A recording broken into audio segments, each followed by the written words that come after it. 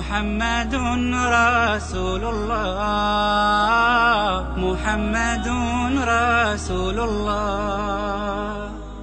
أرجو رضاك يا الله، أنت الرحيم يا الله، هبني عطاك يا الله، أنت الكريم منك العطاء يا الله، أنت العظيم يا الله، فيك الرجاء يا الله، أنت الحليم. الرحمن الستار ملك الملك الغفار الوهاب المنان المتعال.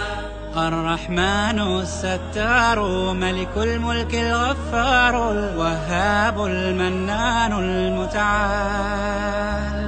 الله الله يا ربي يا الله، الله يا ربي يا الله. السلام عليكم ورحمة الله وبركاته. إن الحمد لله نحمده ونستعينه ونستغفره ونؤمن به ونتوكل عليه. من يهد الله فلا مضل له ومن يضلل فلا هادي له، وأشهد أن لا إله إلا الله وحده لا شريك له، وأشهد أن محمدا عبده ورسوله. أما بعد فإن خير الحديث كتاب الله، وخير الهدي هدي محمد صلى الله عليه وسلم، وشر الأمور محدثاتها، وكل محدثة بدعة، وكل بدعة ضلالة، وفي رواية وكل ضلالة في النار. أعوذ بالله من الشيطان الرجيم. بسم الله الرحمن الرحيم. ما آتاكم الرسول فخذوه وما نهاكم عنه فانتهوا فليحذر الذين يخالفون عن أمره أن تصيبهم فتنة أو يصيبهم عذاب أليم. لقد كان لكم في رسول الله أسوة حسنة لمن خاف الله ورسوله وذكر الله كثيرا، لمن كان يرجو الله رسوله وذكر الله كثيرا. ويقول عز من قائل: يا أيها الذين آمنوا لا ترفعوا أصواتكم فوق صوت النبي ولا تجهروا له بالقول كجهر بعضكم لبعض أن تحبط أعمالكم وأنتم لا تشعرون. ويقول: فإن تنازعتم في شيء فردوه إلى الله والرسول إن كنتم تؤمنون بالله واليوم الآخر ذلك خير وأحسن تأويلا. ويقول رسول صلى الله عليه وسلم في حديث متفق عليه عن عائشة رضي الله تعالى عنها وعبد الله بن عمر: من أحدث في أمرنا هذا ما ليس منه فهو رد. وفي رواية: من عمل عملا ليس عليه أمرنا فهو رد. وفي رواية عن العرباض بن سارية رضي الله عنه في حديث عند أرباب السنن يقول رسول الله صلى الله عليه وسلم: من يعش منكم بعدي فسيرى اختلافا كثيرا فعليكم بسنتي وسنة الخلفاء الراشدين المهديين من بعدي تمسكوا بها وعضوا عليها بالنواجذ وإياكم ومحدثات الأمور فإن كل محدثة بدعة وكل بدعة ضلالة.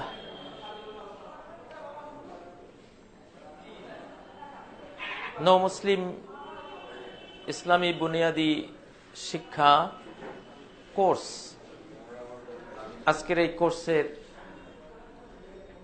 সম্মানিত পরিচালক ফদিলাতুল শেখ আদ-দাক্তুর সাইফুল্লাহ আকরামাহুল্লাহ, ফদিলাতুল শেখ আল হাফিজ মাহমুদ আল হাসান আল মাদানী আ'আজ্জাহুল্লাহ, এবং অন্যান্য উলামায়ে উম্মাহ, এবং বিশেষ করে আজকের এই অনুষ্ঠানের যারা মধ্যমণি, ইসলামে যারা হারিয়ে ফেলা ইসলামে যারা নতুন করে ফিরে এসেছেন, যারা এই পৃথিবীতে আসার সময় ইসলাম নিয়ে এসেছিলেন কিন্তু মাতা পিতা বা তাদের অগ্রজদের কারণে সেই দিন হারিয়ে ফেলেছিলেন, মানব ধর্ম হারিয়ে ফেলেছিলেন, কিন্তু আল্লাহর রহমতে তাঁর অপার মহিমায় আবার সে মানব ধর্ম আপনারা ফিরে পেয়েছেন, ইসলাম ফিরে পেয়েছেন। যে ইসলাম নিয়ে এসেছেন সেটা শয়তান কেড়ে নিয়েছিল। ফাজতালাতহুমুশ শায়াতিন, শয়তান রাহাজানি করে আপনাদের থেকে দিন কেড়ে নিয়েছিল, আপনাদের ধর্ম কেড়ে নিয়েছিল। আল্লাহ আবার আপনাদেরকে ফিরিয়ে দিয়েছেন, আলহামদুলিল্লাহ। সেজন্য মহান রব্বুল ইজ্জতুল জালালের সমস্ত প্রশংসা, অনন্ত প্রশংসা আমরা সকলে করছি। সম্মানিত ভাই বোনেরা, আমাকে যে বিষয়টি দেয়া হয়েছে, বিষয়টি হলো as-সুন্নাহ ওয়াল বিদআহ। as-সুন্নাহ ওয়াল বিদআহ, সুন্নাহ হলো তরিকা, ওয়ে, রাস্তা। আর তরিকাতুল মাসলুকাতুল রাসূলিল্লাহ সাল্লাল্লাহু আলাইহি ওয়াসাল্লাম, রাসূলুল্লাহ সাল্লাল্লাহু আলাইহি ওয়াসাল্লাম যেই পথে আমাদেরকে রেখে গেছেন, যে পথে তিনি চলে গেছেন, যে পথ সম্পর্কে তিনি বলে গেছেন যে ওয়াইমুল্লাহ লাকাদ তারাকতুকুম আলাল মাহাজ্জাতিল বাইদাই, আল্লাহর কসম তোমাদেরকে আমি এক শুভ্র উজ্জ্বল পথের উপরে রেখে গেছি, যেই পথটি মাহাজ্জা, মুসাফিরের জন্য তার মঞ্জিলের দলিল, হুজ্জা একজন পথিক এই পথ ধরে চললে তার মঞ্জিলে পৌঁছবে, এই পথটা সে সাক্ষ্য বহন করে, সে দলিল বহন করে, এমন এক প্রামাণ্য রাস্তার উপরে তোমাদেরকে আমি রেখে গেলাম, যে রাস্তা উজ্জ্বল, রাত দিন সমান সমানে মুসাফিররা চলতে পারবে। মরুভূমিতে কিছু রাস্তা থাকে চকচকে বালির রাস্তা, এটা দিনে উজ্জ্বল, রাতেও উজ্জ্বল, চলতে অসুবিধা হয় না। তো নবীজি আমাদেরকে এমন জীবনধারা, লাইফ স্টাইল এটার উপরে রেখে গেছেন, এটাকে বলা হয় as-সুন্নাহ। নবী সাল্লাল্লাহু আলাইহি সাল্লামের কথা, তার কাজ, তার মৌন সম্মতি, তার আখলাক, তার নবুয়তি জিন্দেগির যা কিছু আছে সবকিছুই as-সুন্নাহ অন্তর্ভুক্ত, যেটা আমাদের আপনাদেরকে বিশ্বাস করতে হবে, ভক্তি করতে হবে, সে অনুসারে চলতে হবে আমাদেরকে। এর বিপরীতটাই হলো বেদাহ। যে বেদাহ সম্পর্কে উলামায়ে কেরাম অনেক বক্তব্য দিয়েছেন, আমি সেদিকে যাচ্ছি না। আপনারা আমাদের অত্যন্ত সহজ সরল অঞ্চলের ভাই বোনেরা, আপনাদেরকে জটিল কোনো বক্তব্য নেব না। নবীজি খুব সহজে বলে গেছেন যে মান আহদাসা ফি আমরিনা হাযা মা লাইসা মিনহু, আমার এই যে দিন, আমাদের এই যে দিন অর্থাৎ যে ইসলাম, আল্লাহর ইসলাম, কোরআন এবং নবীজির সুন্নাহ বর্ণিত এই যে ইসলাম, এই ইসলামের মধ্যে কেউ যদি নতুন কিছু প্রবেশ করায়, নতুন কিছু উদ্ভাবন করে, এর বাইরে থেকে কিছু এখানে ঢুকায়, ফাহুয়া রাদ্দুন, তাহলে যে এটা আবিষ্কার করলো তার মুখের উপরে এটাকে আমরা প্রত্যাখ্যান করব, ছুঁড়ে মারবো, আমরা কবুল করব না, তার থেকে নিয়ে আমাদের পকেটে ঢুকাবো না। আপনার কাছে যেমন কেউ 1000 টাকার নোট একটা দিয়েছে, আপনি চিনতে পেরেছেন এটা জাল নোট, কি নোট, তখন আপনি কি করেন? এ ভাই, এটা জাল, চলবে না, এটা নেন, খবরদার এটা আমাকে দেবেন না। তাহলে যত বেদা ফাহুয়া রাদ্দুন, বেদাত বেদাতিকে ফেরত দেবেন, বেদাত বেদাতিকে ফেরত দেবেন, আপনি নেবেন না, আপনি নিতে পারবেন না, এটা আপনার জন্য ক্ষতিকর। ফাহুয়া রাদ্দুন মান আমিলা আমালান লাইসা আলাইহি আমরুনা ফাহুয়া রাদ্দুন, যে এমন কোন কাজ করবে যে কাজের উপরে আমার নির্দেশনা নেই, আমার সুন্নাহ নেই, সেটা রদ, যে ব্যক্তি করবে তাকে ফেরত দেওয়া হবে, তার কাছে ওয়াপস দেওয়া হবে, সেটা গ্রহণ করা হবে না। মানে উম্মতের সবার এটা দায়িত্ব। প্রিয় ভাইয়েরা, আসলে আজকে এখানে কারেন্ট নেই, জন্য অনেকেরই কষ্ট হবে, অনেক কষ্ট হবে। এই কষ্টকে কষ্ট মনে না করে আপনারা কথাবার্তা না বলে আপনারা আজকে সবাই কান হয়ে যান। কি হয়ে যান? আপনারা সবাই কান হবেন, আর এখানে যারা থাকবে এরা মুখ হবে। কি হবে? কানের কাজ কি আর মুখের কাজ কি? কানে কি কখনো কথা বলে? কিন্তু আমি আজকে একটা আশ্চর্য ঘটনা দেখলাম, কানেও কথা বলে। এটা তো একটা আশ্চর্য কথা, ঠিক না? শ্রোতা হবে কান আর বক্তা হবে মুখ। মুখের কাজ হলো কথা বলা, কানের কাজ হলো কথা শোনা। আল্লাহ বলছেন উযুন, কাফেররা বলে মুহাম্মদ হলো কান, কেমনে সব শুনি ফেলে। নবীজির কাছে বিভিন্ন সংবাদ আসতো, ওহির মাধ্যমে আসতো, বিভিন্ন মাধ্যমে আসতো। কাফেররা অনেকে বলতো যা কই ও শুনি ফেলে, ও আসলে কান। তো কানের বৈশিষ্ট্য হলো সে শুনবে। এটা ভালো কথা শুনলে, কেউ নিন্দা জানালেও ওটা আসলে প্রশংসার জিনিস, ঠিক না? আপনারা আজকে কানের ভূমিকা আছেন, শুনেন। তো যে কোনো কোম্পানি একটা নতুন জিনিস বানালে সে তার পণ্যের উপরে একটা লেখা দেয়, নকল হইতে সাবধান। কি হইতে সাবধান? নকল হইতে সাবধান। নকল জিনিসটা সারা পৃথিবীব্যাপী নিন্দিত, সব কোম্পানির কাছে নিন্দিত, কাস্টমারের কাছেও কি এটা অরিজিনাল মনে করে সে কিনলো, বাড়িতে এসে দেখে সেটা কি নকল, তখন মনে খুব কষ্ট পায়, আরে আমার জিনিসটা কিনা হলো না, আমি ঠকলাম। কি করলাম? ঠকলাম। তো বাজারে নকল জিনিস অরিজিনাল মনে করে কিনে আনলে, বাড়িতে এসে টের পেলে, বুঝলে বা কেউ জানিয়ে দিলে তখন বুঝেন যে ঠকছি, খুব দুঃখ লাগে। লাগে কিনা? লাগে কিনা? এরকম ধর্মের ক্ষেত্রেও নকল জিনিস আছে। কি আছে? কোম্পানিরা যেমন নকল হতে সাবধান কথা উল্লেখ করেছেন, আল্লাহ নবীও উনি যে ধর্ম নিয়ে এসছেন, ইসলাম নিয়ে এসছেন, এই ধর্মের কথা জানিয়ে দিয়ে উনি উক্তি করে গেছেন নকল হইতে সাবধান। আমার উম্মত, যারা আমার উম্মত হইবা, আমার এই দিন ধর্ম, আমার দিন রেখে যাওয়া ইসলাম সম্পর্কে অনেক নকল কিয়ামতের আগ পর্যন্ত বের হবে, অনেক নকলবাজ বের হবে, ভুয়া কোম্পানি, ভুয়া মৌলবি, ভুয়া ধর্মগুরু, ভুয়া ওয়ায়েজ, ভুয়া বক্তা, এরকম অনেক বের হবে। এরা নকলবাজ, নকল হইতে সাবধান।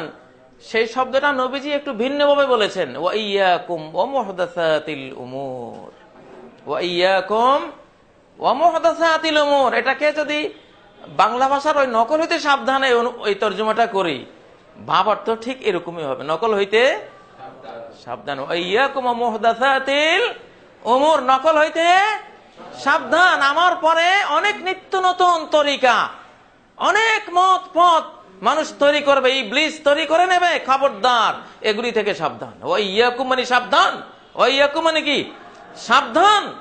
সাবধান মানে কি সতর্ক হও, সচেতন হও।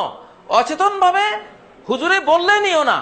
ইসলাম কোন হুজুর ভিত্তিক ধর্ম নয়, ইসলাম কোন মৌলবী ভিত্তিক ধর্ম নয়, কোন পীর ফকির ভিত্তিক ধর্ম নয়, কাজী ইব্রাহিম ভিত্তিক ধর্ম নয়, কোন ইমাম সাহেব ভিত্তিক ধর্ম নয়, ধর্মগুরু ভিত্তিক ধর্ম নয়।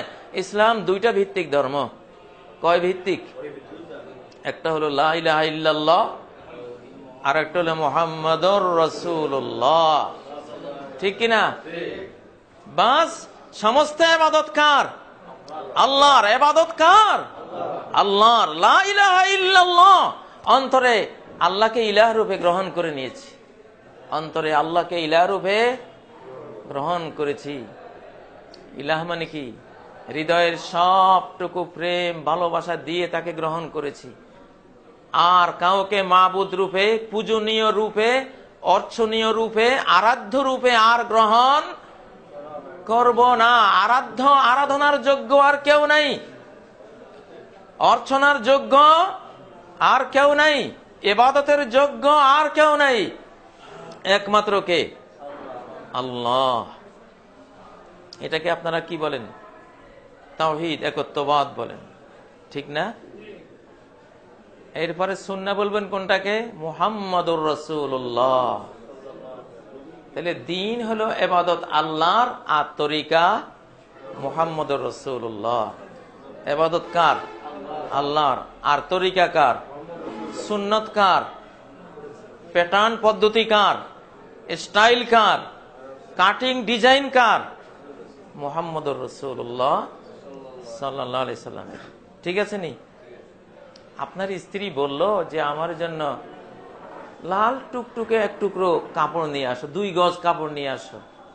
কাপড়টা হইতে হবে খাঁটি Bangladeshi, made in Bangladesh. Made in Bangladesh. কাপড়টা হতে হবে খাঁটি বাংলাদেশি, রংটা হবে লাল। এরপরে কিনে এনে আনোয়ার টেইলার্সের কাছে দিবা, কাটিংটা হবে আনোয়ারের। আমার যে ড্রেস বানাবো, পোশাক বানাবো, কাটিংটা কার? আনোয়ারের। আর কাপড়টা কার? বাংলাদেশের। কাপড় কার? বাংলাদেশের, বাংলাদেশ মেড ইন। আর কাটিংটা কার? আনোয়ারের। শর্ত কয়টা? এই 2 শর্ত পালন হলে ঘরে শান্তি আসবে না? আপনার স্ত্রী দেখবে যে না মাশাআল্লাহ আমার স্বামী কাপড়টাও মেড ইন বাংলাদেশ, আবার কাটিংটাও কার? আনোয়ারের কাটিং। অতএব 100% ভালো জামাই পাইছি আমি, ঠিক না? একটা খুশি, একটা আনন্দ সেদিন ঘরে আসবে, পোলাও কর্ম রান্না করে আপনাকে খাওয়াবে।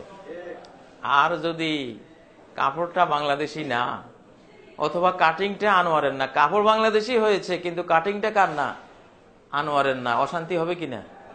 হ্যাঁ, জামাইয়ের বাড়ি ধুইয়া শ্বশুর বাড়ি চলে, বাপের বাড়ি চলে যাবে বউ, ঠিক কিনা? একটা গন্ডগোল হবে কিনা? আপনারা কি এমন গন্ডগোল চান? এই জন্য কাটিংও ঠিক রাখতে হবে, আর মূল কোন দেশের কাপড় এটাও ঠিক রাখতে হবে। আল্লাহ বলেছেন যে ইবাদত একমাত্র আমার, আর কাটিং একমাত্র আমার মুহাম্মাদের। ইবাদত কার? আল্লাহর। আর কাটিং কার? মুহাম্মাদের। ডিজাইন কার? মুহাম্মাদের। প্যাটার্ন পদ্ধতি কার? মুহাম্মাদের সাল্লাল্লাহু আলাইহি ওয়াসাল্লাম। বাস লা ইলাহা ইল্লাল্লাহ মুহাম্মাদুর রাসূলুল্লাহ, 2 কথায় দিন শেষ। ইবাদত আল্লাহর, আর কাটিং কার? মুহাম্মাদুর রাসূলুল্লাহ। আমরা এই 2টা নিয়ে আসি। কথা বুঝছেন? আল্লাহ 2টা জিনিস দেখেন। সে যে নামাজে দাঁড়াইছে, মনটা কার দিকে গেছে? আমার দিকে না অন্য দিকে? যদি ওনার দিকে যায় ঠিক আছে, প্রথমটাতে সে পাশ করলো, আল্লাহু আকবার বলে আল্লাহর জন্য সালাতে দাঁড়িয়ে গেল। কার জন্য? আল্লাহর জন্য। এইটা আপনি পাশ করলেন যে মনটা আল্লাহমুখী, মনটা আল্লাহমুখী। এখানে নাওয়াইতুয়ান লাগতো না, নাওয়াইতুয়ান উসাল্লিয়া এটা লাগবে নি? হ্যাঁ, এটা লাগবে না। নাওয়াইতুয়ান উসাল্লিয়া লাগবে না। নিয়ত হলো অন্তরের ভাব, অন্তরের ভাব, অন্তরের পরিকল্পনা, অন্তরের ইচ্ছা। ইবতিগা ওয়াজহিল্লাহ, সে আল্লাহকে চায় কিনা? ইউরিদুনা ওয়াজহা, আল্লাহর সন্তুষ্টি কামনা করে কিনা? এটা হলো নিয়ত। এটা কি? নিয়ত। নিয়তে 2টা জিনিস থাকে। একটা হলো কোন ফরজটা পড়ছি, জোহর না আসর না মাগরিব না এশা না ফজর। হ্যাঁ, ফরজটার নির্ধারিত ধারণা থাকতে হবে। এটা হলো নিয়তের ছোট অর্থ, ছোট পার্ট, যে ফরজটা কোনটা এটা আপনার নির্ণীত থাকতে হবে, না হলে তো হবে না। আপনি পড়তেছেন জোহর, অন্তরে আছে আসর, তাহলে হবে? হবে না। এই পার্টটা ঠিক রাখতে হবে। কিন্তু নিয়তের সবচেয়ে বড় পার্ট, যেটা মূল ধর্ম, যেটা মূল দিন, যেটা মূল চেতনা, যেটা সেটা কি? কার জন্য করছি? কার জন্য? আল্লাহর জন্য, ঠিক না? তাইলে সালাতটা কি পড়ছি এবং কার জন্য পড়ছি, 2টা ঠিক হয়ে গেল। এটা নিয়ত, এটাই নিয়ত। এখানে নাওয়াইতু আন উসাল্লি হলে বেদাত। কি হবে? বেদাত। কি হবে? বেদাত। কারণ এটা নবীজি দেন নাই, বানান নাই, বলেন নাই, বলতে বলেন নাই। ওনার পরে কেউ বা এটাকে তৈরি করে বলেছে, বলতে বলেছে, ঠিক কিনা? তাহলে আল্লাহ দেখবেন আপনার মন ঠিক আছে কিনা। তাহলে মন ঠিক থাকলে ইখলাস হয়ে গেল। এরপরে কি দেখবেন? যে তরিকা ঠিক আছে কিনা, কাটিং ঠিক আছে কিনা, ডিজাইন ঠিক আছে কিনা। সেটা কার হইতে হবে? মুহাম্মদ সাল্লাল্লাহু আলাইহি ওয়াসাল্লামের হইতে হবে। যদি কাটিংও ঠিক আছে, সুন্নাও ঠিক আছে, সালাতে দাঁড়িয়েছে সুন্নাহ মতো, কেমন? কেবলা ঠিক রাখছে, নবীর তরিকায় যেভাবে সালাত পড়তে ওইভাবে পড়েছে, তরিকাও ঠিক আছে, সব ঠিক আছে, তাহলে আল্লাহ সেটা কবুল করবেন না? ইনশাআল্লাহ। ইখলাসও ঠিক আছে, সুন্নাহও ঠিক আছে। তো ভাইয়েরা, সুন্নাহ হলো নবীর তরিকা, আর বেদাত হলো গায়রে নবীর তরিকা, নবীর পরে যারা নবী নয় তাদের বানানো তরিকা, যেটা ওনার কথাতেও নাই, ওনার কর্মেও নাই, ওনার মৌন সম্মতির মধ্যেও নাই, ওনার কোন দলিল প্রমাণের মধ্যে যেটা কোনো অস্তিত্ব নাই। এমন কাজ কি আপনারা করবেন? করা কি উচিত? তাহলে নকল জিনিস কিনলে যেমন বাড়িতে এসে বা জানতে পারলে আফসোস হয়, দুঃখ হয়, তো নকল ধর্ম যদি দুনিয়াতে ফলো করে মারা যান, কবরে গিয়ে আফসোস করতে করতে জিন্দেগি শেষ হয়ে যাবে, কিন্তু কোনো লাভ হবে না।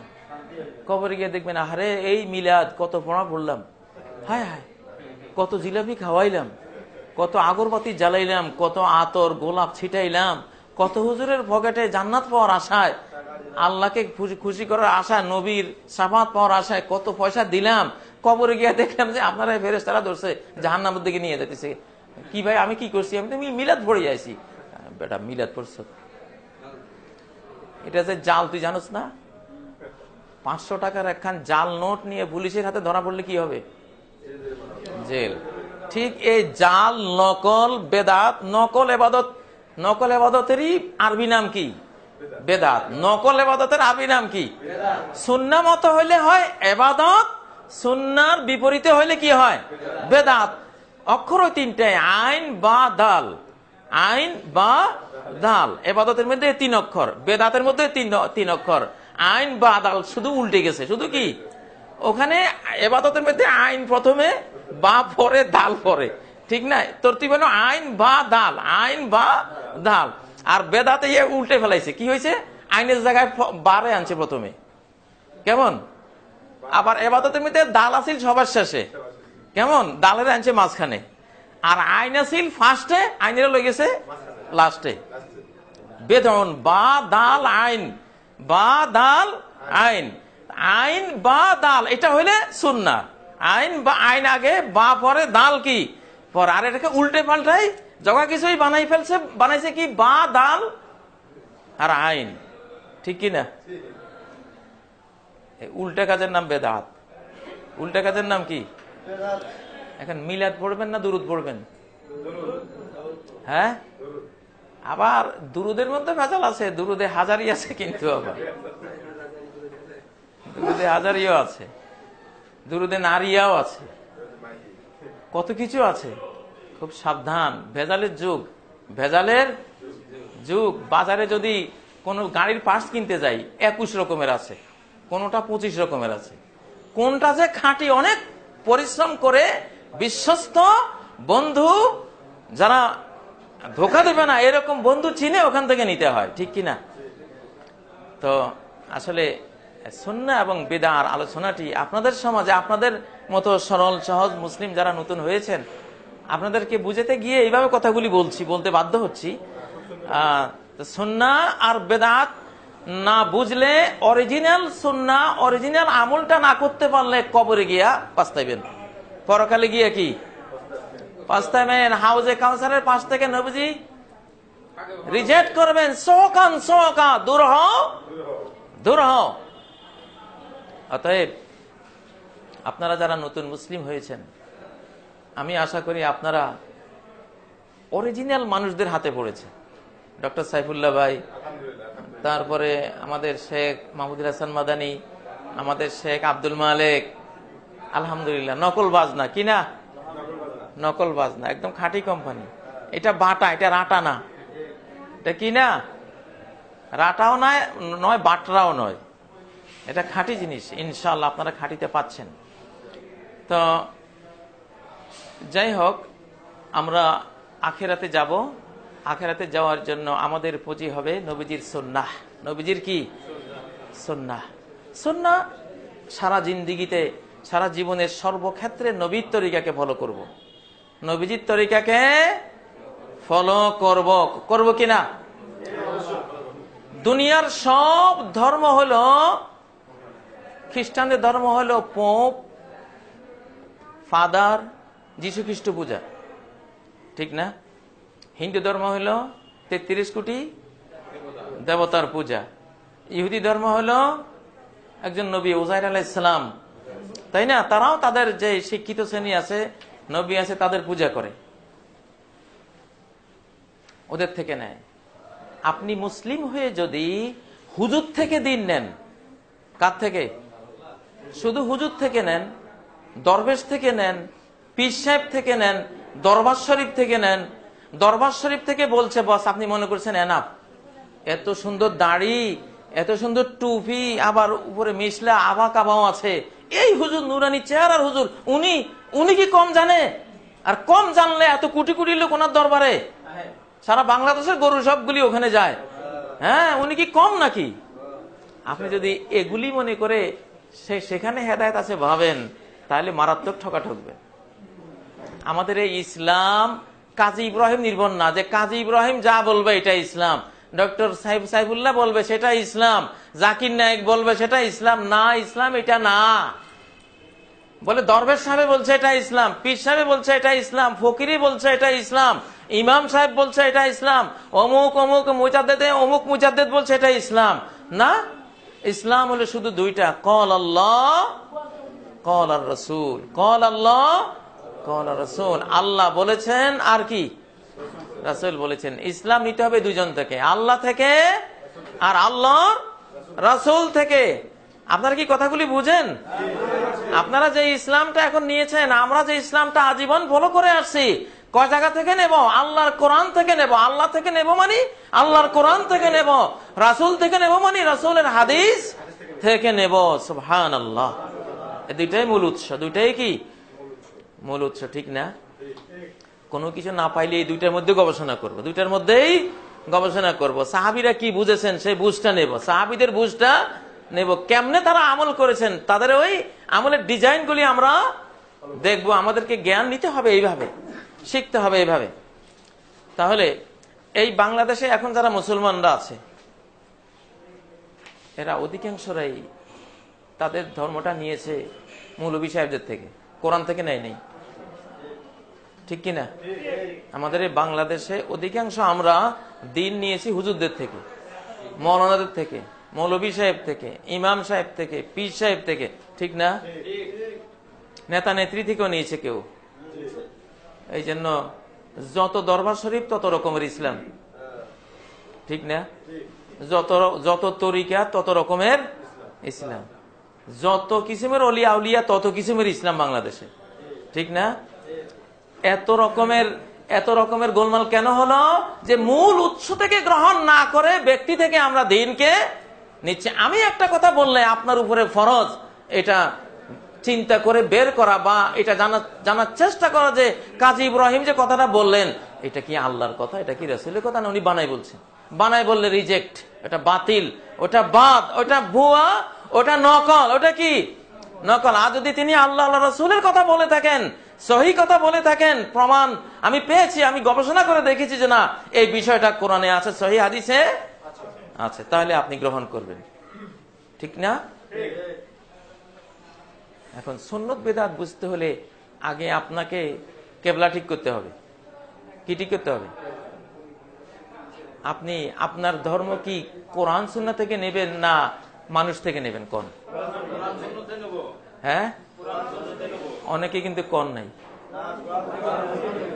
হ্যাঁ, হুজুরে কইলে দৌড় দিবেন, হিসাবে কইছে দৌড় দিবেন পিছনে, খতিব সাহেব বলছে আর কোনো কথা নাই, আমার খতিব সাহেব কি আর কথা মিথ্যা বলবে? এত সুন্দর খতিব না, যত সুন্দর খতিবে হোক, যত সুন্দর খতিবে হোক।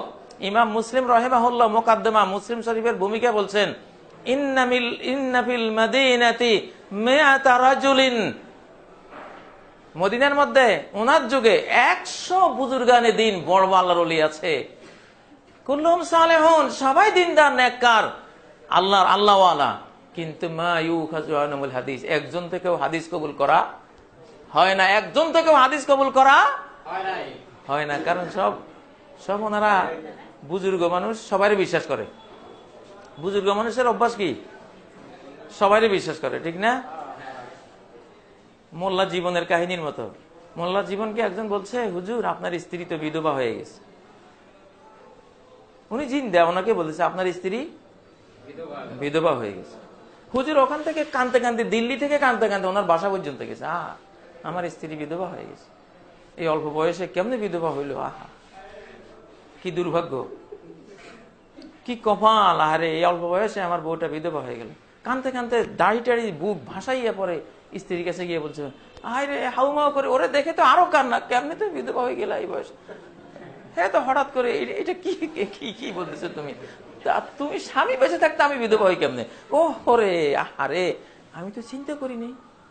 আমার যে একজন দাড়িওয়ালা টুপিওয়ালা ভালো একজন মুসলমানে কইছিল, বুজুর্গ টাইপের একটা লোকে আমাকে বলছে, এরকম একটা লোক মিথ্যা কথা বলতে পারে, আমি তো কল্পনাই করিনি। সে কেমনে বললো? এই হলো আমাদের দেশের হুজুরদের অবস্থা। এই টাইপের হুজুর থেকে যদি ইসলাম নেন তো হুজুর কই যাবেন, আপনি কই যাবেন? ইল্লা মাশাআল্লাহ। এখনকার আলহামদুলিল্লাহ ডক্টর সাহেবুল্লাহ ভাইদের মতো, মাদানী সাহেবদের মতো আরো নিত্য নতুন এখন আলহামদুলিল্লাহ যাচাই বাছাই করে নেয়ার মতো লোক তৈরি হচ্ছে। আপনার স্ত্রী বিধবা হয়ে গেছে শুনলে কান্না শুরু করবেন? হ্যাঁ, নাকি আগে চিন্তা করবেন, কি রে আমি স্বামী, আমি বাঁচিয়েছি, আমার স্ত্রী কেমনে বিধবা? বেটা মিথ্যুক, তুই কি কইলি, আমি বেঁচে আছি? আপনার বিবেক দিয়ে আপনি তাকে প্রশ্ন করবেন না, যাচাই করবেন না? আমাদের দেশে মানুষ আবেগে চলে। ইয়া নবী সালাম, এটা শুনলে তো কলিজা ঠান্ডা, পাবলিক ছুটছে। কিন্তু এটা যে সাগর কলার ভিতরে বিষ মাখা, সাগর কলার দিছে, সুরটা দিছে আপনারা যাতে বিষটা খাওয়াইয়া জাহান নামে নেওয়া যায়, ঠিক কিনা? হ্যাঁ, এজন্য খুব কিন্তু সাবধানে থাকতে হবে। নকলে দেশ ছেয়ে গেছে, নকলে দেশ ছেয়ে গেছে, নকলে দেশ ভরে গেছে। যে কোনো 1 শতক জমিন কিনতে হলে এর কি লাগে? দলিল, পর্চা, খতিয়ান, ডাড্ডা, সিএস রেকর্ড, আরএস রেকর্ড, তারপরে আমার থেকে আপনারা আরো বেশি বুঝেন, লাগে কিনা? লাগে কিনা? নীলফামারীতে 1 শতক জমির দাম কত? 1 লাখ টাকা। 1 লাখ টাকার একটা জমি যদি নো মুসলিম কোনো ভাই কিনতে যান, আপনি এই দলিলগুলি চাইবেন না? ধরেন ডক্টর সাইফুল্লাহ ভাইয়ের 1 শতক জমি আছে নীলফামারীতে, বা কোনো এক মাদানী হুজুরের 1 শতক জমি আছে নীলফামারীতে, কিন্তু কোনো দলিল নাই, সিএস রেকর্ড নাই, আরএস নাই, ডাড্ডা নাই, পর্চা নাই, খাজনা রসিদ নাই, কিচ্ছু নাই, কিন্তু জমিটা মাদানী হুজুরের, উনি ভোগ করতেছে বাপদাদা 14 গোষ্ঠী থেকে। দাম কত? 1 লাখ টাকা। দাম কত?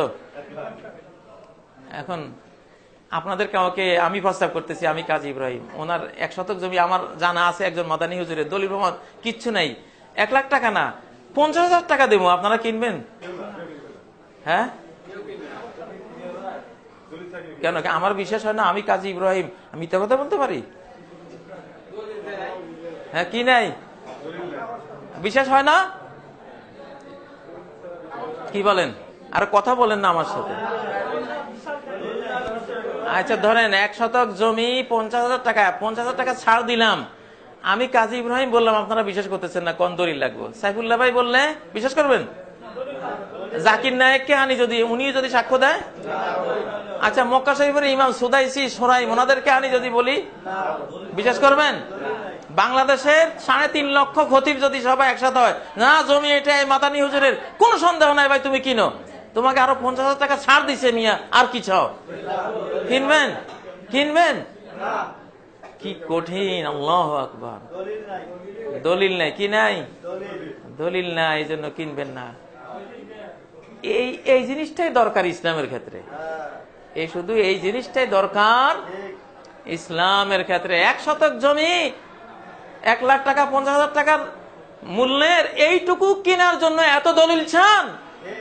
যেই ইমান, যেই দিন, যে ইসলামের কারণে 10টা পৃথিবী কমপক্ষে পেয়ে যাবেন জান্নাতে গেলে, সর্বনিম্ন এবং সবার পরে জান্নাতে গেলে 10 পৃথিবী পেয়ে যাবেন। লাকাদ দুনিয়া আশারাতু আমসালিহা, তোমার জন্য দুনিয়ার 10 পৃথিবীর সমান তোমাকে দেয়া হলো।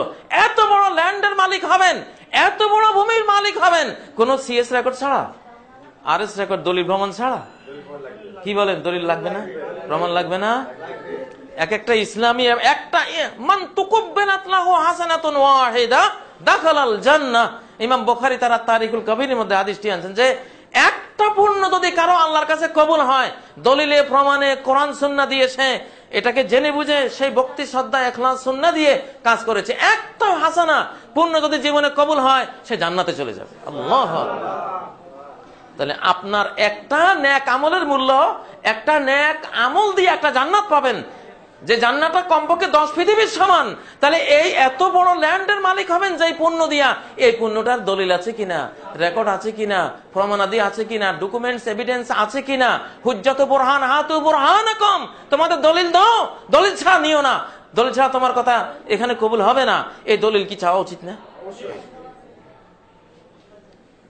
ব্যক্তি থেকে ইসলাম নেওয়া এটা বেদাত। কোরআন সুন্নাহর কোনো তোয়াক্কা না করে, আমি বলছি কোরআন সুন্নাহর দিকে কোনো ভ্রুক্ষেপ নাই। আমার হুজুরে কইছে বাস এটা ইসলাম, আমার পীর সাহেব বলছে এটা ইসলাম, আমার উস্তাদে বলছে এটা ইসলাম, এইভাবে ইসলাম নেওয়া এটা একটা বেদাত। এটা কি সুন্নাহ হলো? কি দলিল দিয়া ইসলাম নেবেন? কি নিয়া? দলিল নিয়া, দলিল দিয়া ইসলাম নেবেন। এক বেদুইন নবীজিকে পর্যন্ত বলছে আল্লাহু আমারাকা বিহাযা জামা রাসূলুক আন্না আলাইনা খামসা সালাওয়াতিন ফিল ইয়াউমি ওয়াল লাইলা, সহিহ মুসলিম, সহিহ বুখারী riwayat, যে আপনার একজন দূত এসে আমাদেরকে বলছে আমাদের নাকি 5 ওয়াক্ত সালাত রাতে দিনে ফরজ। আপনার দূত বলছে, নবীজি বলেন আল্লাহুম্মা নাম, হ্যাঁ আমার দূতে সত্য বলেছে।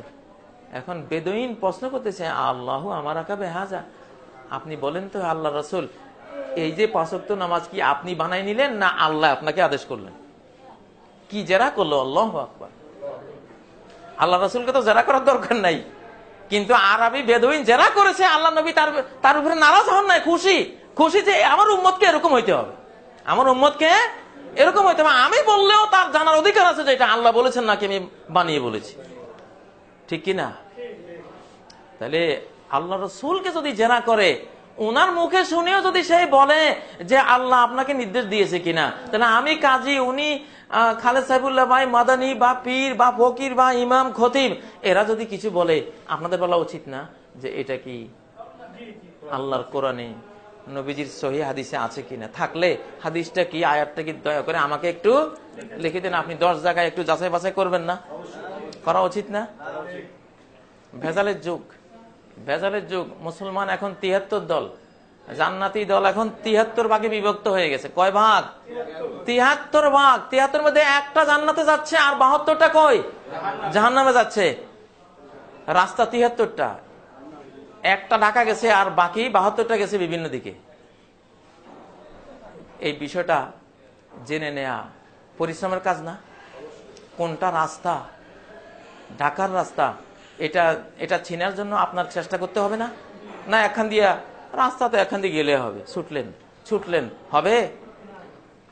এই যুগের যারা মুসলিম হবেন, আপনারা হিন্দু ধর্ম থেকে, কেউ খ্রিস্টান ধর্ম থেকে, কেউ বা অন্য কোনো ধর্ম থেকে ইসলামে আসছেন, মুসলমান দেখলে পিছনে ছুটবেন না। কারণ এখন মুসলমান 73 রকমের। মুসলমান কয় রকমের? এবং বাংলাদেশটা হলো বেশিরভাগ 72 রকমের মুসলমানের দেশ। এই দেশেরও আমি একসময় 72 দলে ছিলাম, 72 ছিলাম, বুঝেন? যে 72 দল জাহান্নামে যাবে, আমি নিজেও ওই দলে ছিলাম, আল্লাহ আমারে রক্ষা করছে, আলহামদুলিল্লাহ।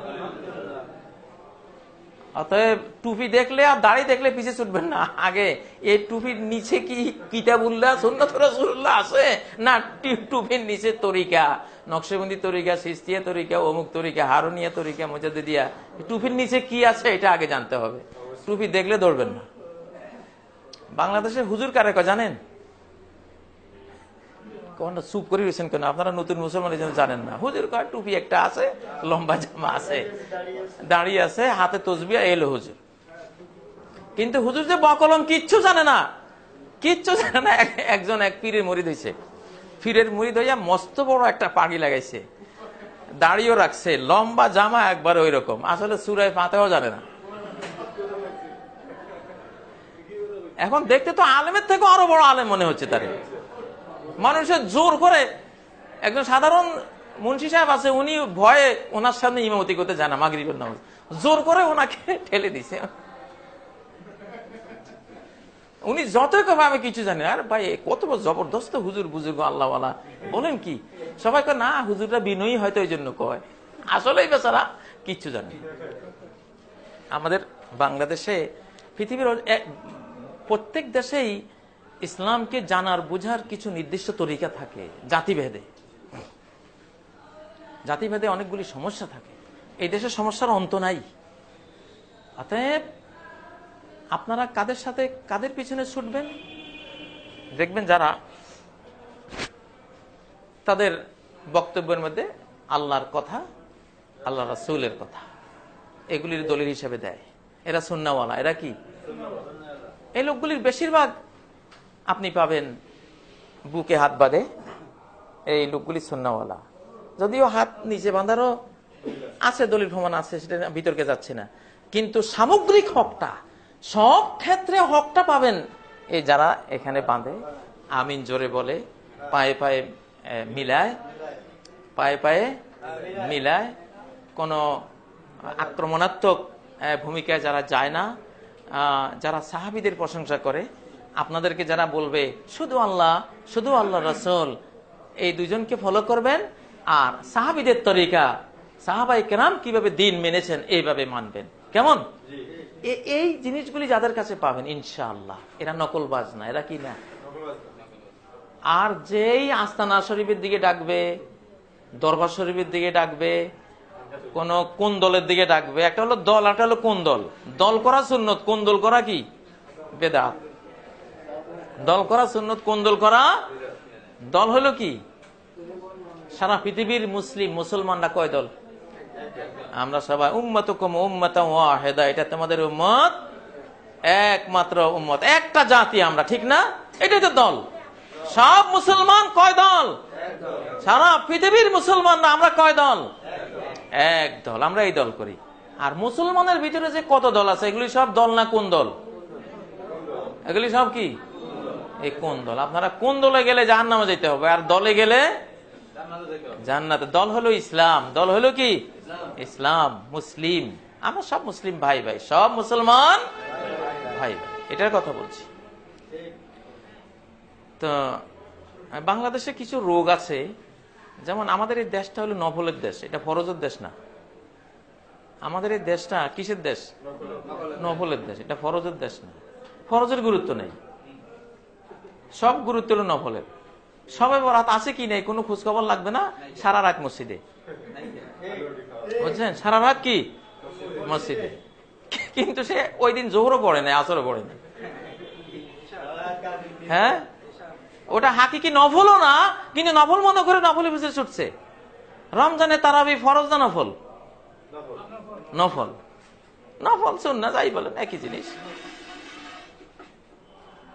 কিন্তু এশার সময় দেখবেন মসজিদ ভর্তি, ফজরে নাই, মাগরিবেও তেমন নাই, জোহর আসর তো প্রায় নাই, কিন্তু এশার সময় যে মসজিদে উপচে পড়া মুসল্লি, রাস্তা পর্যন্ত ব্লক, এটা কি ফরজের টানে আছে না নফলের টানে আছে? কিসের টানে আছে? লক্ষণে কি বোঝা যায় বাংলাদেশ কি ফরজের দেশ না নফলের দেশ? নফলের দেশ, নফলের দেশ। আর আল্লাহর নিয়ম হলো ইন্নাল্লাহা লা ইয়াকবালুন নাফিলা হাত্তা তুআদ্দাল ফরিদা। দেখেন, আল্লাহ তাআলা কোন নফল কবুল করেন না যতক্ষণ ফরজ আদায় করা না হয়। আমাদের এটা জাতীয় দোষ যে আমরা নফলকে বেশি ভালোবাসি ফরজের চেয়ে, ঠিক না? নফল নিয়ে বেশি টানাটানি করি। দাড়ি রাখছে, টুপি মাথায় দিছে, লম্বা জামা পড়ছে, কিছু তসবিহ তাহলিল করে, আল্লাহ ওয়ালা, আরে ফেরেশতা। আর ডক্টর সাইফুল্লাহ এত তাওহীদের ওয়াজ করে, এত সহিহ সুন্নাহর কথা বলে, এত দাওয়াত ছড়ায়, উনি কিসের বুজুর্গ? উনি তো আর ওইরকম দেখতে শুনতে, আর উনি তো উগলি করে না, ঠিক না? হাজী শরীয়তুল্লাহ রহমতুল্লাহ আলাইহি সৌদি আরব থেকে পড়ে এসে এই রোগটা বুঝছিলেন বাংলাদেশের, যে এই দেশ নফলের দেশ, ফরজের না। এই জন্য উনি একটা আন্দোলন করেছিলেন। আন্দোলনের নাম দিয়েছিলেন কি? ফরাসি আন্দোলন, ফরাইজি আন্দোলন। কি আন্দোলন? সুবহানাল্লাহ, আল্লাহ ওনাকে রহমত করুন। উনি মোহাম্মদ বিন আব্দুল ওয়াহাবের ছাত্র ছিলেন। বাংলাদেশের একজনই ছাত্র, মোহাম্মদ বিন আব্দুল ওয়াহাব রাহিমাহুল্লাহ, সৌদি আরবের যিনি সংস্কারক, ওনার একমাত্র ছাত্র বাংলাদেশে মোহাম্মদ বিন আব্দুল হাজী শরীয়তুল্লাহ। তো উনি এই রোগটা বুঝছিলেন, বুঝে ভাই ফরজগুলি আমল করো তুমি জান্নাত পেয়ে যাইবা, ফরজগুলি আমল করো তুমি জান্নাত পেয়ে যাইবা। জোহরের নামাজ কয় রাকাত? জি, জোহর কয় রাকাত? 12 রাকাত। এই দেখেন, আচ্ছা ঠিক আছে, আপনি বলেন তো জোহর কয় রাকাত? 12 রাকাত। আচ্ছা বসেন, দ্বিতীয় সারি থেকে আপনি বলেন জোহর নামাজ কয় রাকাত? হ্যাঁ আপনি। আচ্ছা তাফসিল করেছেন। আচ্ছা মোটামুটি জবাবগুলি এরকমই হবে। জোহরের নামাজ হলো আসলে এই, যদি বলি জোহর কয় রাকাত, আপনাকে উত্তর দিতে হবে জোহর 4 রাকাত। আসর কয় রাকাত? 4 রাকাত। মাগরিব 3 রাকাত। এশা 4 রাকাত। ফজর 2 রাকাত।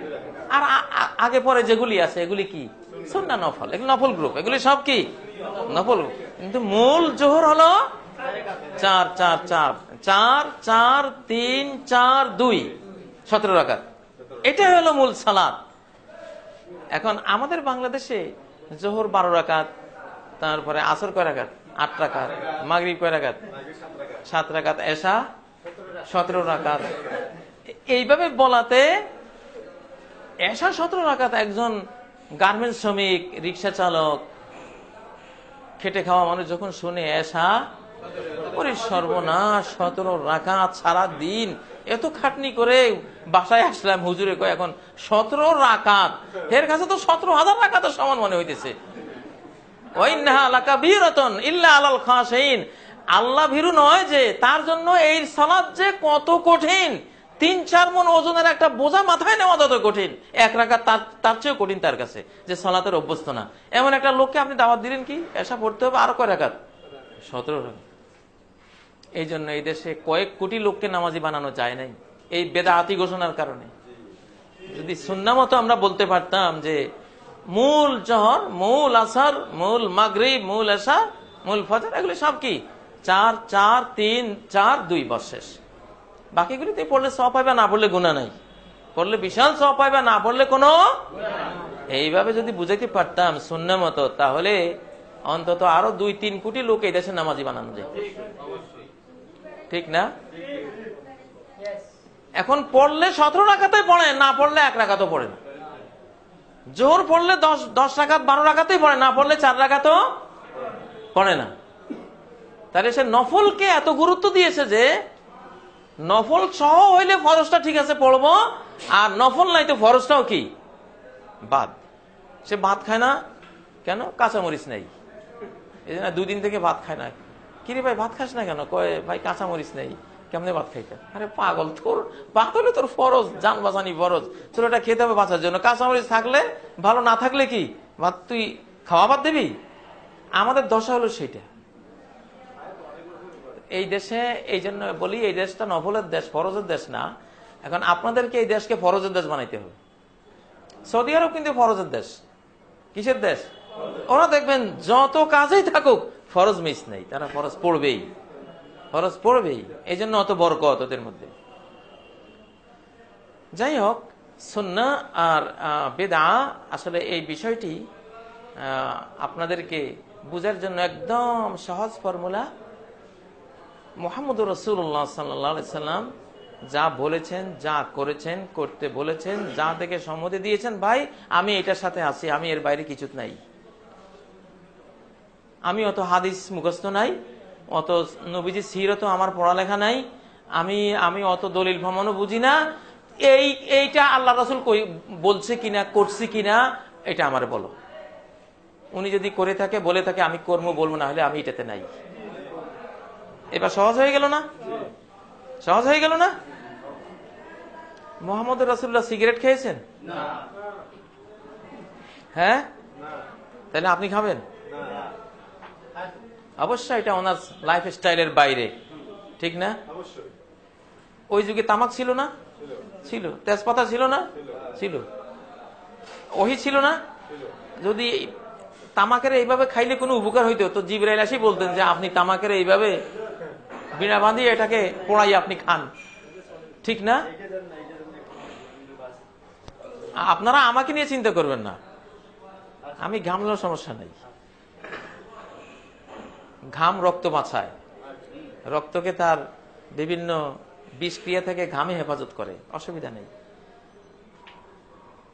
প্রিয় ভাইরা, আপনাদের জন্য সুন্নাহকে বুঝার জানার সবচেয়ে সহজ ফর্মুলা আল্লাহ তাআলা কালেমার ভিতরে দিয়েছেন, আশহাদু আল্লা ইলাহা ইল্লাল্লাহ ওয়া আশহাদু আন্না মুহাম্মাদান আবদুহু ওয়া রাসূলুহু। বাস, মুহাম্মদ আল্লাহর বান্দা, আল্লাহর রাসূল।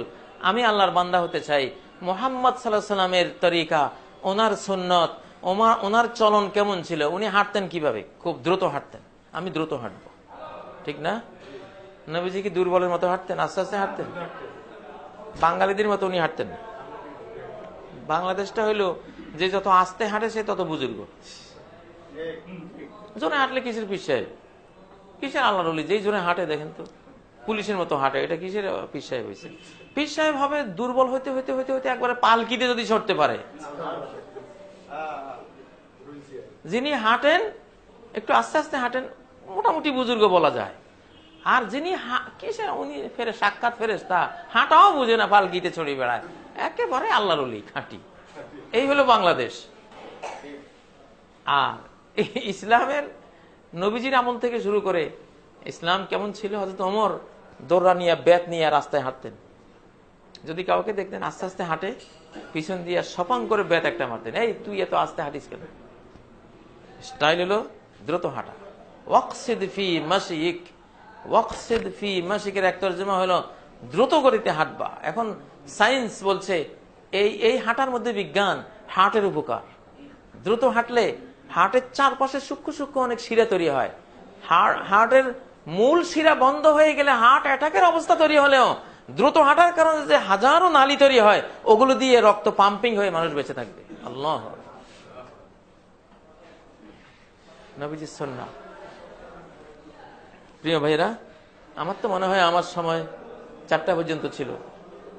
তো আপনারা অত হাদিস আপনাদের জানা নাই, অত দলিল প্রমাণ জানা নাই, কিন্তু একটা তো জানা আছে যে আমাকে ফলো করতে হবে, অনুসরণ করতে হবে, আমাকে পিছিয়ে পিছিয়ে চলতে হবে কার? মুহাম্মদুর রাসূলুল্লাহ সাল্লাল্লাহু আলাইহি ওয়াসাল্লাম। এটা তো আপনারা জানেন। বাস, এখন বাস একটাই, এক তরিকা, মুহাম্মদুর রাসূলুল্লাহ সাল্লাল্লাহু আলাইহি ওয়াসাল্লাম তরিকা। মা বোনরা, নবীজির স্ত্রীরা সবাই হিজাব করতেন, বাইরে গেলে ওনারা জিলবাব চাদর দিয়ে শরীর ঢাকতেন। বাস, আপনাদের লাইফ স্টাইল, মুহাম্মদী লাইফ স্টাইল, আপনারা জিলবাব দিয়ে চাদর দিয়ে সারা শরীর ঢেকে আপনারা বাইরে যাবেন। এটার মধ্যে কত সৌন্দর্য, আল্লাহু আকবার, কত কত উপকার এটার মধ্যে। ইউরোপে এখন একটা ক্যান্সার শুরু হয়েছে, এটাকে বলা হয় তরুণীদের ক্যান্সার, যুবতী মেয়েদের ক্যান্সার।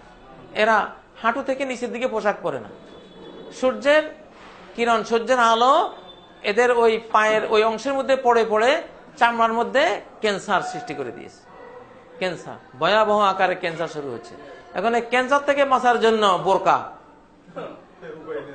বোরকা যদি তুমি ঈমান না এনে পড়ো, তাহলে ক্যান্সার ঘটাইয়া তোমাকে বোরকা পড়তে বাধ্য করা হবে। এখন সেই যুগ আরম্ভ হয়েছে। নবীজির সুন্নায় আসতে হবে।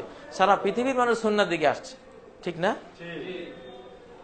আপনি ডান কাত হয়ে শুবেন, নবীজির সুন্নাহ, নবীজির সুন্নাহ। কিবলামুখী ডান কাত হয়ে শুলেন, নবীজির সুন্নাহ। এই সুন্নতের মধ্যে কি বরকত? আপনার হার্টের রোগ ভালো হয়ে যাবে। আপনার হার্টের উপরে কোনো, বাম দিকে শুলে ফুসফুসটা হার্টের উপরে পড়ে, হৃদযন্ত্রের উপরে পড়ে, চেপে ধরে। আর ডান কাত হয়ে শুলে আপনার হৃদযন্ত্রটা খুব রিল্যাক্স মোডে থাকে, অর্থাৎ হৃদযন্ত্রের উপরে আর কোনো প্রেসার পড়লো না, আপনার হৃদযন্ত্র সুস্থ থাকলো, আপনি সুস্থ থাকলেন।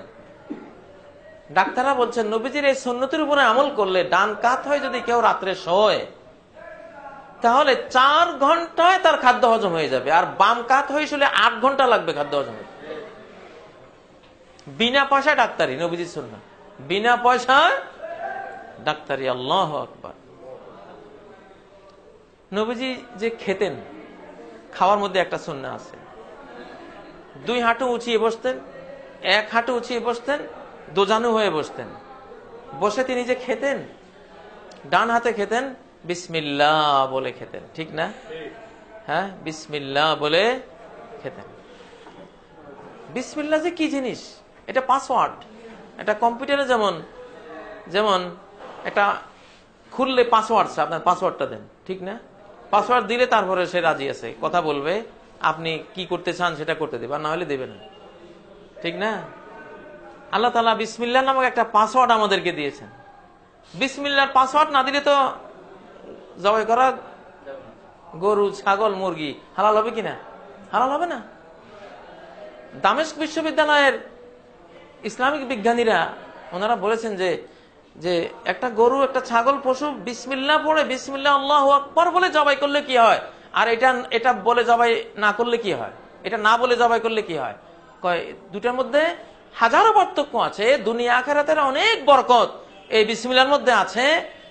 কিন্তু তারা একটা বরকত খুঁজে তারা বের করেছেন যে পশুর দেহের মধ্যে যে ব্লাড, যে রক্ত থাকে, রক্তের মধ্যে সব জীবাণু, ব্যাকটেরিয়া থাকে, ক্ষতিকর রোগ জীবাণু থাকে। বিসমিল্লাহ আল্লাহু আকবার না বললে 20% রক্ত তার দেহের ভিতর থাকি যাবে, 20% বিষ, পয়জন, ব্যাকটেরিয়া তার দেহে থেকে যাবে, বের হবে না। কিন্তু আপনি বিসমিল্লাহ যখন বলবেন 100% রক্ত দেহ থেকে বের হয়ে যাবে, এমন ফোর্স এই বিসমিল্লাহ দ্বারা তৈরি হবে। আল্লাহু আকবার। এটা সাক্ষ্য পরীক্ষা করে দামেস্ক বিশ্ববিদ্যালয়ের বিজ্ঞানীরা এটা বলেছেন। কোরআনিক সায়েন্সের অধ্যায়গুলিতে তাদের তথ্য দেয়া আছে। ইসলাম আপনারা পেয়েছেন মানে এটা দুনিয়া আখিরাতের বরকতে ভরা। প্রতিটি সুন্নাত একটা রহমত, নবীজির প্রতিটি সুন্নাত একটা বরকত, প্রতিটি সুন্নাত একটা নেয়ামত। আল্লাহু আকবার। খাওয়ার সময় নবীজি করতেন কি, তিনি খেয়ে আঙ্গুলগুলি চুষে খাইতেন। আঙ্গুলে 3 আঙ্গুল, 4 আঙ্গুল, 5 আঙ্গুলে খাদ্য লাগি থাকে না? গরু গোস্ত খেলে খাদ্য লাগি থাকে না? চর্বি টর্বি লাগে না? যে কোনো জিনিস খেলে তো লাগি থাকে। নবীজি মুখে দিয়ে দিয়ে চুষতেন, এই খাদ্যটা চুষতেন। তিনি বলতেন যে ফালিয়াল আখা আও লাইউল আখা আখা হো, হয় তুমি চুষে খাবা, না হলে তোমার ভাইয়ের মুখে দাও, সে চুষে খাক। আপনি বলবেন সি সি সি সি কি বলে? আচ্ছা, না হয় নিজে চুষলাম, আরেকজনের মুখে দিব, সে চুষবে, আর আরেকজনে বা কি বলবে, তোমার খাওয়া জিনিস আমি খাবো। নাক ছিটকাবে না? যে নাক ছিটকায় বুঝা গেল সে জানে না, তার কাছে জ্ঞান নাই। তার কাছে কি নাই? জ্ঞান নাই। নবী সাল্লাল্লাহু আলাইহি ওয়াসাল্লাম যে এই যে সুন্নাহটা রেখে গেছেন, আজকে 21 শতাব্দীতে এসে আমরা বুঝতেছি, গবেষণা থেকে বুঝতেছি যে কি জিনিস তিনি রেখে গেছেন। খাওয়ার সামনে পাইলে জিহ্বায় পানি আসে না? জিহ্বায় যেমন পানি আসে, ডান হাতের আঙ্গুলের মধ্যে আরেকটা পানি আসে, এটাকে বলে প্লাজমা। এটা চোখে দেখা যায় না, গ্যাসের মতো। এটা সাংঘাতিক ডাইজেস্ট গুণ সম্পন্ন, আপনার খাদ্যকে হজম করার জন্য বিরাট পাচক, বিরাট ঔষধ। এটা আঙ্গুলে থাকে, এটা জিহ্বায় থাকে না। এই জন্য আঙ্গুলে যে খাদ্য লেগে থাকে, নবীজি বলেছেন চুষে খাও। 5টা আঙ্গুল চুষলা মানে 5টা কোকা কোলা খাই ফেললা। একটা কোকা কোলার দাম কত? 15 টাকা। ধরেন 15 টাকা, 5-15 কত? এই 75 টাকা আপনার আঙ্গুলে লেগে আছে। ধরেন কি সুন্নাহ, কি বরকত! আল্লাহু আকবার। ছোটবেলায় মায়েরা তরকারি গরম করলে আর হাত দিতেন না। যদি তরকারি রাত্রে গরম করে রাখছেন, সকাল পর্যন্ত থাকবে, পরে যদি কেউ হাত দিছে, সকাল আসার আগে ওটা নষ্ট হয়ে যায়, ঠিক কিনা? এই অভিজ্ঞতা আসেনি আপনাদের? কেন নষ্ট হবে? কি আছে হাতের মধ্যে? কিন্তু অন্য কোনো চামচ ইত্যাদি দিলে নষ্ট হবে না, কিন্তু হাতটা দিলে নষ্ট হবে। কেন? এখানে যে আল্লাহ তাআলা প্লাজমা রেখেছেন। নবীজি জানতেন, উনি যে ওহীর জ্ঞানে জ্ঞানী, রব্বুল আলামিনের বিজ্ঞানে বিজ্ঞানী, ওনাকে আল্লাহ জানিয়েছেন যে এই 5 আঙ্গুল ডান হাতের এখানে আমি এই জিনিস রেখেছি, তোমার উম্মতকে জানাই দাও। কিয়ামত পর্যন্ত যারা মুসলিম হবে তাদেরকে লাইফ স্টাইল, এই সুন্নাহ জীবন তারা জানিয়ে দাও। তারা আঙ্গুলগুলি চুষে চুষে ওই বরকতটা নেবে, ওই নিয়ামতটা নেবে। তাহলে 2টা ফায়দা হলো, তার হজমের ওই ওষুধটাও খেয়ে ফেললো, নবীজির সুন্নতের উপর আমল করার কারণে একটা সওয়াবও সে পাইবে। জান্নাত হইল, দুনিয়াও হইল। ফিদ দুনিয়া হাসানাতান ওয়া ফিল আখিরাতি হাসানাহ। আমরা ছোটবেলায় পড়ছি যে নবীজি খুব প্লেট কাছিয়ে কাছিয়ে খেতেন, খুব। তো আমরা সুন্নত আমল করতাম। আমার এখনো মনে পড়ে, হোটেলে খাইতে বসলে চারদিকে তাকাইতাম, ভদ্রলোকেরা কে কে চাইয়ে রয়েছে আমার দিকে, কারা কারা চেয়ে আছে। দেখ অনেক লোক চেয়ে আছে, আমি যে প্লেট কাঁচাইতেছি, খাইতেছি, নিজের কাছে খুব শরম লাগতো। কি কয় মানুষে, ওরা মনে মনে ভাবে এই হুজুর মনে হয় জীবনে খায় নাই, প্লেট শুদ্ধ খাই ফেলবে মনে হয়। আর আমার ওই ছাত্র জীবনের ভদ্রতা কি ছিল, আপনি হোটেলে বসবেন, মুরগির অর্ডার দিবেন, মাছের অর্ডার দিবেন, দিয়ে অর্ধেক খাবেন, অর্ধেক খাই আবার জমিদারের ফলা কত খাইছে আর এইটুকু না খাইলে কি, এই ভাবটা আর কি। মানে তিনি অর্ধেক খাবেন, অর্ধেক রেখে দিবেন, সবাই বুঝবে এইটা ভদ্রলোকের ছেলে। আর যে কাঁচাই খাবে ও কাঙ্গাল, জীবনে খায় না, এই জন্য খায়। তো ওই সময় মনটা খুব ছোট ছিলাম, তো মনও খুব ছোট থাকতো, কিন্তু তারপরও খাইতাম, কাছাকে সুন্নত। তো এখন বুঝি আলহামদুলিল্লাহ, এই যে এই বয়সেও ভালো আছি আলহামদুলিল্লাহ। এখন বুঝি যে, এখন বিজ্ঞানীরা বলছে যে নবীজি যে বলেছেন যে ফাইনাল বারাকাতা ফি আখিরিহি, খাদ্যের বরকত, রহমত, নেয়ামত এটা খাদ্যের সর্বশেষ অ্যাটম গুলিতে থাকে, যেটা হয়তো তুমি চোখেও দেখবা না। এই যে নবীজির প্লেটটা, ওনার সুন্নাহ ছিল প্লেট এমন কাচিয়ে খেতেন একদম সাদা। নবীজির প্লেট সবাই চিনতে যে এটা ওনার খাওয়াটা, এটা কারণ খাদ্যের সর্বশেষ বরকত থাকে খাদ্যের সর্বশেষ অ্যাটমগুলিতে। এটা এখন নবীজির সুন্নতকে গবেষণা করে বের করা হয়েছে যে ভিটামিন বি কমপ্লেক্স খাদ্যের একদম তলানির মধ্যে থাকে। এই জন্য দেখবেন হোটেলের যিনি ম্যানেজার সাহেব, শরীর স্বাস্থ্য কিচ্ছু নেই, জাকির নায়েক বডি, আর যারা মেসিয়ার বাবুরচি এক একটা এই মোটা, জামার ভিতরে শরীর ধরে না, কারণ এগুলি পাতিল কাঁচাই খায়। পাতিল ধোয়ার সময়, ধোয়ার আগে কাঁচাই খায়। ফাইনাল বারাকাতা ফি আখিরিহি, খাদ্যের যত ভিটামিন বি কমপ্লেক্স, নবীজি বলে গেছেন বরকত, আর বিজ্ঞানীরা বরকতের তর্জমা করছে ভিটামিন বি কমপ্লেক্স। ওটা নবুয়তের ভাষা, এটা ডাক্তারের ভাষা, জিনিস একই। এটা বারাকা ধর্মীয় আবেগ দিয়ে বলেছেন, আল্লাহর পক্ষ থেকে একটা নেয়ামত, প্রবৃদ্ধি, একটা জিয়াদা, একটা বাড়তি কিছু তোমাকে দেওয়া হয়েছে খাদ্যের মধ্যে, ওটা কিন্তু তলানির মধ্যে। ফাইনাল বারাকাতা ফি আখিরিহি। আপনি এইভাবে নবীজির সুন্নাহগুলি বুখারী শরীফে পাবেন, মুসলিম শরীফে পাবেন, তিরমিজিতে পাবেন, আবু দাউদ, যে কোনো হাদিসের বই খুললেই নবীজির সুন্নাহগুলি পাবেন। পাবেন কিনা? আচ্ছা, তো আমি, আমার মনে হয় সুন্নাহর এটা তো বিরাট সিলসিলা, এই যুগের মুসলমানদের জন্য এগুলি জানা অনেক আল্লাহর রহমতে সহজ হয়েছে সুন্নাহর বরকতগুলি। তো আপনারা এগুলি নেবেন। আর যে কোনো বেদাত থেকে সুন্নাহর বিপরীত শুনেন, বাংলাদেশে আমি সর্বশেষ কথাটা বলতে চাই, এটা বাংলাদেশে যদি কোনো সাধারণ পাবলিক যে দিন বুঝে না, অত ইসলামী জ্ঞান নাই, তারে যদি আপনি বলেন যে এই মিলাদ বেদাত, এই মুনাজাত বেদাত, এই যে জশ্নে জুলুস ঈদে মিলাদুন্নবী এটা বেদাত, মেরাজের রাতের এটা বেদাত, এই যে মেরাজের রাত্রে কিনা কয় জাগ্রত থাকা, দিনে রোজা রাখা, শবে বরাতে, এগুলি বেদাত আপনি বলবেন। এগুলি বললে সে আবেগের কারণে হয়তো আপনার কথাটা মানবে, কিন্তু জিনিসটা সে পুরো বুঝে না। বেদাত কি বুঝে না, কম বুঝে, বেশি বুঝে একটা কথা বললে। সে কথাটা কি? সুন্নতের খেলাফ। আপনি যেটা করছেন এটা কিসের খেলাফ? এটা সুন্নতের খেলাফ। সুন্নতের খেলাফ বললে মানুষের মধ্যে একটা আবেগ তৈরি হয়। এই জন্য বেদাতের বিরুদ্ধে কথা বলে ওখানে এই জিনিসটা বুঝাবেন যে এই জিনিসগুলি নবীজির সুন্নতের খেলাফ, নবী সাল্লাল্লাহু আলাইহি ওয়াসাল্লামের সুন্নতের খেলাফ। হ্যাঁ, এই প্রশ্নোত্তর পর্ব আসতেছে ইনশাআল্লাহ, তখন দেওয়া হবে। আমার কথা এখানে শেষ। আল্লাহ তাআলা নবী সাল্লাল্লাহু আলাইহি ওয়াসাল্লামের জীবনধারাকে, তার সুন্নাহকে ফলো করা আমাদের তৌফিক দান করুন, এবং যে কোনো কুসংস্কার বেদাত থেকে আমাদেরকে বিরত থাকার তৌফিক দান করুন। সুবহানাকাল্লাহুম্মা ওয়া বিহামদিক, আশহাদু আল্লা ইলাহা ইল্লা আনতা, আস্তাগফিরুকা ওয়া আতুবু ইলাইক। আসসালামু আলাইকুম ওয়া রাহমাতুল্লাহি ওয়া বারাকাতুহু। প্রশ্ন উত্তর কয় মিনিট? 15 মিনিট। আচ্ছা আচ্ছা। সম্মানিত ভাই বোনেরা, এতক্ষণ পর্যন্ত অত্যন্ত গুরুত্বপূর্ণ একটি আলোচনা আমাদের সামনে তুলে ধরেছেন আমাদের মুফতি কাজী মোহাম্মদ ইব্রাহিম আহমদ সুন্নাত ও বেদাতের উপর। বিষয়টি আসলে যতই শুনতে ছোট মনে হয়, এটি একটি বিস্তর, একটি দীর্ঘ আলোচ্য বিষয়। এই বিষয়টি বিস্তারিত আলোচনা করতে গেলে অনেক সময়ের প্রয়োজন রয়েছে। তারপরে অল্প সময়ের মধ্যে এই গুরুত্বপূর্ণ কথাগুলো আপনাদের সামনে তুলে ধরেছেন। আশা করি আমরা যথেষ্ট উপকৃত হয়েছি। এই ক্ষেত্রে যদি কোনো প্রশ্ন থাকে আপনাদের হাত উঠিয়ে প্রশ্ন করবেন। প্রশ্নের নিয়মের মধ্যে দুটি বিষয় খুবই গুরুত্বপূর্ণ। প্রশ্নের জন্য কোনো কাউন্টার প্রশ্ন আর করবেন না কেউ। প্রশ্ন আপনার মানে প্রশ্ন করার পরে তিনি উত্তর দেবেন, আর কিন্তু কাউন্টার প্রশ্ন মানে এই প্রশ্নের আবার এক কাউন্টার প্রশ্ন করার কোনো অনুমতি নেই, কেউ অনুমতি পাবেন না, সেই সুযোগ নেই, আমাদের হাতে সেই সময় নেই। দ্বিতীয় নম্বর হচ্ছে মানে এই আলোচনার সাথে রিলেটেড প্রশ্ন থাকলে সেটা করার জন্য চেষ্টা করবেন। আর আলোচক তিনি যেটা মানে যে প্রশ্নের উত্তর দেওয়া মানে মুনাসিব মনে করে উত্তর দিবেন, এটা তার স্বাধীন ইখতিয়ার। বুঝতে পেরেছেন কিনা? তিনি ইচ্ছা করলে কোনো প্রশ্নের উত্তর না দিয়ে বলেন যে আমি আপনাদের প্রশ্ন উত্তর দেবো না, এটা তার ইখতিয়ার রয়েছে। একজন একজন করে প্রশ্ন করবেন। 15 মিনিট সময় পাবেন ইনশাআল্লাহ। জি, স্যার আমরা তো সারা জীবন আমরা নামাজ, ওই তারাবির নামাজ এবং আপনাদের এপাশে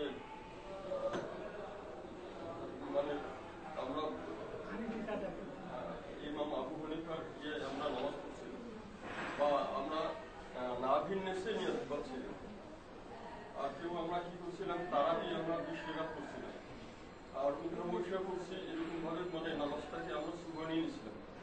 এই নামাজটা হবে কি না এই সূত্র আমাদের কিছু না, কিন্তু আসলে প্রায় কিন্তু আসলে বর্তমান যে নবমুসলিমগুলি আছে কিন্তু আসলে তাদেরকে জানা হওয়া দরকার। জি আলহামদুলিল্লাহ, আমাদের ভাই কিছু ইসলামিক শাখা পোশাখা সম্বন্ধে প্রশ্ন করেছেন। তো আসলে তারাবির নামাজ আমি বলেছি এটা যত বিবাদ মুসলিম সমাজে সেটা হলো ছোট্টখাটো জিনিস নিয়ে, এবং বেশিরভাগ নফল সুন্নত নিয়ে গোলমাল, ফরজ নিয়ে কিন্তু কোনো গোলমাল। এই জন্য বাংলাদেশে তো নফলের জাতি একটু আগে আমরা মোটামুটি গবেষণা নিয়ে আসছি, তো এই জন্য প্রশ্নগুলি কিন্তু ওই টাইপের হয়। নাভির নিচে উপরে এটা কোনো ইসলামের কোনো ফরজ বিধানও না। তারপরে তারাবিয়া 20 টাকা 8 টাকার এটাও কোনো ফরজ ওয়াজিব কিছু না, ঠিক কিনা? এগুলি সুন্নাহ মিনাস সুনান। তবে আমরা আপনাদেরকে সারা ওয়ার্ল্ড ওয়াইজ এখন ইসলামকে স্কলাররা নবী সাল্লাল্লাহু আলাইহি ওয়াসাল্লামের সুন্নাহগুলিকে বের করে এনে বলার চেষ্টা করেন। বিধায় আপনারা কিছু জিনিস পান, যেমন হাত বুকে বাঁধা, এটা ইমাম ইবনে খুজাইমা রাদিয়াল্লাহু তাআলা আনহু ওনার সহিহ ইবনে খুজাইমার মধ্যে ওয়াকানাত ইয়াদুহু সাল্লাল্লাহু আলাইহি সাল্লামা আলা সাদরি, বা সহিহ বুখারীতে মানে রাসূলুল্লাহ সাল্লাল্লাহু আলাইহি ওয়াসাল্লাম তার সিনার উপরে হাতটা বাঁধতেন, এটা আসাহ। নাভির উপরে বাঁধতেন, এটা হাসান মানে সুন্দর, মোটামুটি গ্রহণযোগ্য। নাভির নিচে বাঁধতেন, এটাকে ইমাম বাইহাকি হাদিসটি আলীর বরাতে বর্ণনা করে বলেছেন দাঈফ, এটা দুর্বল। এগুলো নিয়ে কোনো বিবাদ করা যাবে না। তাহলে একটা জ্ঞানের বিষয়, ছোট ছোট বিষয়। আপনি যদি ভালোটা সহিটা পেয়ে যান আমল করবেন, কিন্তু অতীতে যেটা করে আছেন এটা নিয়ে আমাদের কোনো প্রশ্ন নাই। তিলকা উম্মাতুন কাদ খালাত, আমিও করছি, আমিও একসময় এইভাবে ছিলাম, আমার সারা জীবন ছাত্র জীবন এইভাবে আমি নামাজ পড়ছি। ওই অতীত নিয়ে আমার এখন আর কোনো আফসোসও নাই, কিছু নাই, ওটা জানি নাই, আমল করি নাই। এখন সবচেয়ে ভালোটা পেয়েছি, আমল করছি। আর ইমাম আবু হানিফার বরাত দিয়ে যাই বলবেন, ইমাম সাহেব কিন্তু বলে গেছেন ইজা সাহহাল হাদিস ফাহুয়া মাযহাবি, সহিহ হাদিস পাইলে সহিটাই আমার মাযহাব, দুর্বলটা আমার মাযহাব না। ইমাম সাহেবের উপরে দুর্বল বলি কেন চাপাই দেব আমরা? উনি বলছেন আমার মাযহাব হইতে হলে হাদিসটা কি হইতে হবে? সহিহ হইতে হবে। অতএব বুখারী শরীফ হলো হানাফি মাযহাবের সবচেয়ে বড় কিতাব, সহিহ হাদিসের কিতাব, ঠিক না? ইমাম সাহেবের কথা অনুসারে, কার কথা অনুসারে? ইমাম সাহেবের কথা অনুসারে সহিহ বুখারী হানাফি মাযহাবের সবচেয়ে বড় কিতাব না? তারপরে সহিহ মুসলিম না? দুনিয়ার যত সহিহ হাদিস না, নাসিরুদ্দিন আলবানীর সিলসিলাতুল আহাদিস সহিহা হানাফি মাযহাবের কিতাব না? যেহেতু সহিহ হাদিস বলা হয়েছে, আর ইমাম সাহেব সহিহ হাদিসের কথাই বলেছেন, ঠিক কিনা? তাহলে এগুলি নিয়ে আমাদের বেশি ভাবতে হবে না। যেটা নিয়ে ভাবতে হবে সেটা তাওহীদ শিরক নিয়ে, বড় বড় ভুলগুলি যেখানে হয়েছে ওগুলি নিয়ে বেশি ভাববেন। আর এগুলি যেটা দলিল ভিত্তিক আপনি সহিহ পাচ্ছেন আমল করেন ইনশাআল্লাহ। অতীত নিয়ে আমাদের ঘাটায়, কারো অতীত নিয়ে ঘাটার দরকার নাই। কোরআনে বারবার বলছে আফাল্লাহু আম্মা সালাফ, অতীতে যা গেছে আল্লাহ মাফ করবেন, অতীতে যা গেছে আল্লাহ মাফ করবেন, ঠিক না? দয়া করে অতীত নিয়ে আপনারা কেউ ঘাটবেন না। যেটা সহিহ এখন পাচ্ছেন ভবিষ্যতে পাবেন, বাস সহিহ বুঝছেন, আল্লাহ জ্ঞান দিয়েছে, আমল করেন, আল্লাহ তৌফিক দান করেন। জি,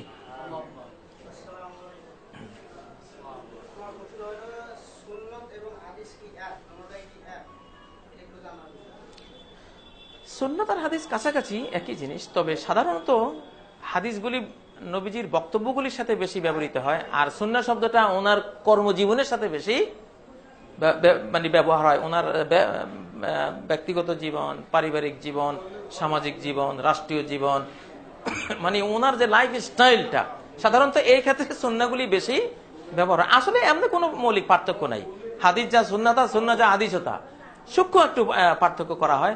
ওটা বক্তব্য কেন্দ্রিক বেশি, আর সুন্নাহটা কর্মজীবন আমল কেন্দ্রিক বেশি, এরকম একটা ইয়ে আছে। জি, আরো অনেক কথা আছে নিয়ে, এখন এই মজলিসে ওগুলি বলার মতো জায়গা নয়। জি, বাস প্রশ্ন তো আমরা মনে হয় একটার বেশি। জি,